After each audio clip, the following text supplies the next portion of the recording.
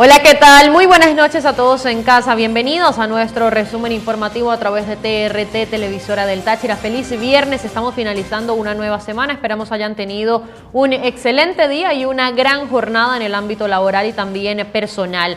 Soy Gabriela Magilbray, @Gaby Magilbray en mis redes sociales y las de la televisora, @Noticias Piso TRT para Instagram, @Noticias TRT para Twitter. Recuerde, puede seguirnos e interactuar con nosotros a través de ellas, enviar mensajes, denuncias, reportes, situaciones irregulares que desde su sector pudiesen estar ocurriendo, se pudiesen estar registrando y que usted puede compartir a través de esta pantalla, y también servicios públicos, algún tipo de ayuda que tal vez usted, un familiar o un amigo necesite. Envíe el nombre de la persona que lo requiere, qué tipo de ayuda solicita y también 1 o 2 números de contacto que permitan a los interesados establecer contacto directo con ustedes.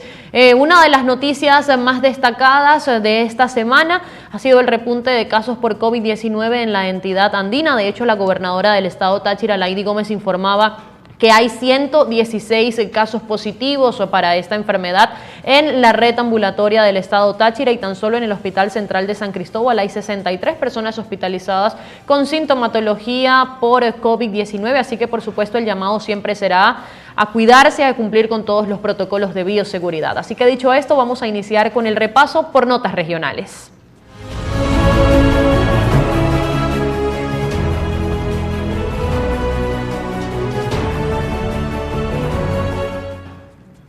A nivel local, el Observatorio de Educación denunció deterioro y destrucción y también abandono en las escuelas, liceos y universidades del estado Táchira.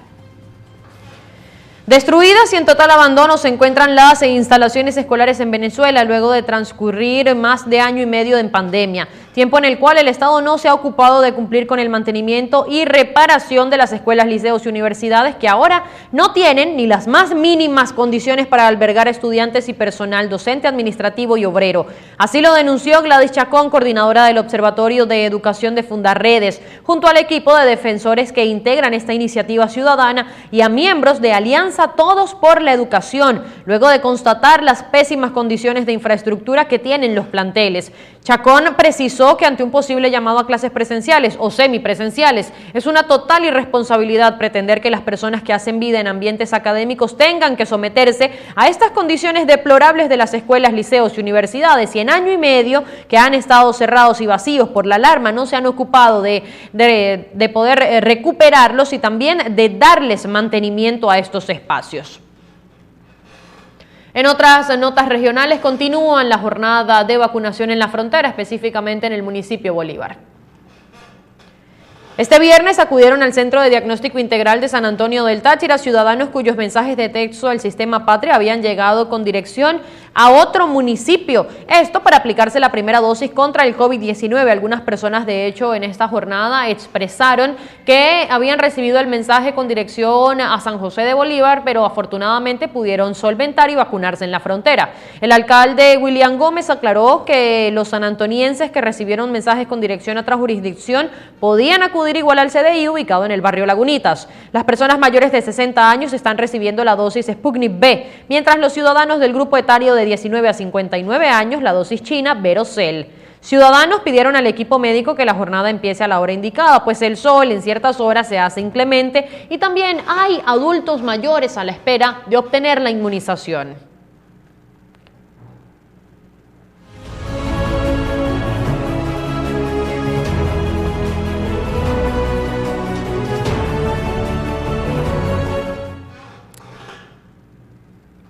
A nivel nacional, gran grupo de ciudadanos venezolanos aún continúa cruzando la frontera de México con los Estados Unidos. Pero ¿qué es exactamente lo que ocurre con estos migrantes que son enviados a los centros de detención? Pues bien, los venezolanos siguen cruzando de forma irregular la frontera entre México y Estados Unidos. Aunque su número sigue lejos de los mexicanos, la nacionalidad con más personas interceptadas. De acuerdo con la Oficina de Aduanas y Protección Fronteriza, un total de 6.159 venezolanos atravesaron en abril sin permiso esta frontera, mientras que en abril del año pasado tan solo fueron 36. Una vez que los migrantes cruzan de forma irregular, son detenidos por efectivos de las patrullas fronterizas y enviados a un centro de detención de migrantes, donde comienza un proceso de evaluación individual para determinar si son elegibles para que se les conceda una protección dentro del país o no.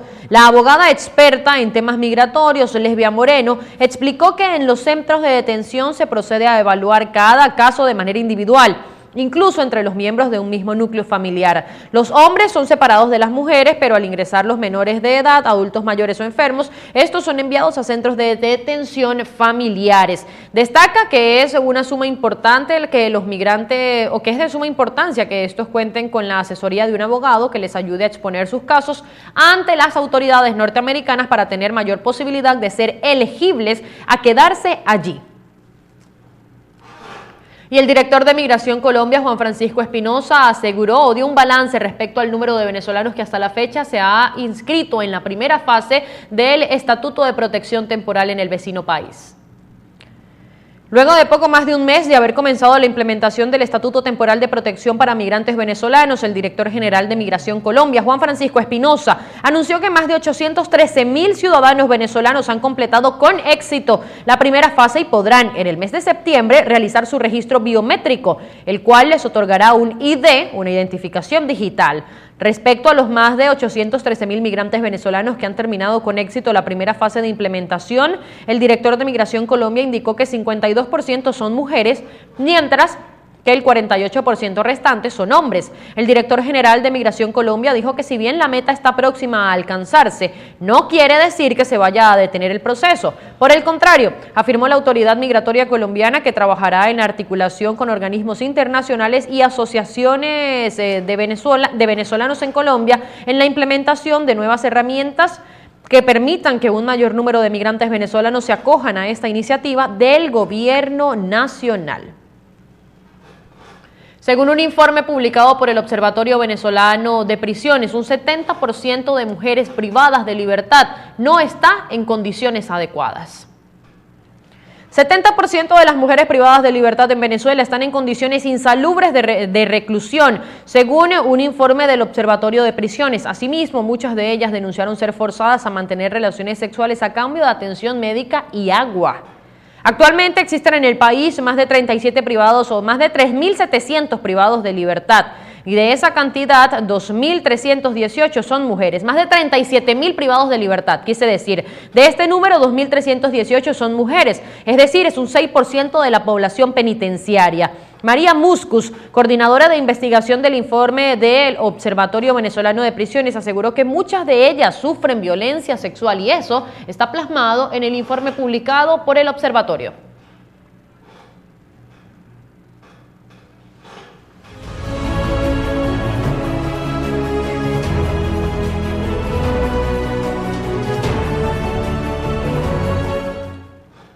A nivel internacional, la capital de Rusia, Moscú, se enfrenta a un repunte por casos de COVID-19. La capital rusa, que se enfrenta a un aumento récord de casos COVID-19, anunció el viernes restricciones en actos públicos, incluido el cierre de zonas para aficionados de la Eurocopa del fútbol. Unas medidas, sin embargo, limitadas para intentar preservar la economía de la nación sin que los casos se descontrolen. En Moscú se registraron aproximadamente 9.000 nuevos contagios en tan solo una jornada, en tan solo un día. Un récord desde el inicio de la epidemia y el triple del nivel registrado hace menos de 2 semanas. Con 17.262 contagios diarios en todo el país, Rusia está en su punto más alto desde el 1 de febrero, según estadísticas del gobierno que fueron publicadas este viernes. Y la mascarilla dejará de ser obligatoria en España, probablemente a partir del 26 de julio. El presidente del gobierno de España, Pedro Sánchez, anunció este viernes en la celebración de un Consejo de Ministros extraordinarios en donde se pretende aprobar la mascarilla, es decir, que esta deje de ser obligatoria en exteriores a partir del 26 del presente mes. De aprobarse, España será uno de los países que más ha tardado en llevar a cabo la medida. Solo Italia está tardando en aprobar esta relajación, que en Francia, por ejemplo, se aprobó el jueves y que el domingo en esa nación se levantará el estado de emergencia. El presidente ha asegurado que España va a mejorar todas sus previsiones. Los españoles aún deben portar mascarilla, por ejemplo, en lugares cerrados, en el transporte público y cuando sea imposible tener una distancia de 1.5 metros con personas ajenas a su entorno. Sin embargo, queda en manos de cada comunidad aplicar restricciones sobre su uso. La cifra de refugiados y desplazados a nivel mundial sigue en incremento según los números de la Organización de Naciones Unidas, pese a la pandemia. A pesar de la pandemia, el número de refugiados y desplazados internos en el mundo siguió creciendo en 2020 y también en el presente año, alcanzando un nuevo récord de 82.4 millones según datos publicados este viernes por la ONU. Se trata del 9º año consecutivo de aumento, un incremento que ha hecho que a día de hoy haya más del doble de personas desplazadas de manera forzosa que hace una década, cuando la cifra, por ejemplo, estaba por debajo de los 40 millones. Luego de repasar estas notas, amigos, vamos a una pausa comercial. Ya regresamos con ustedes.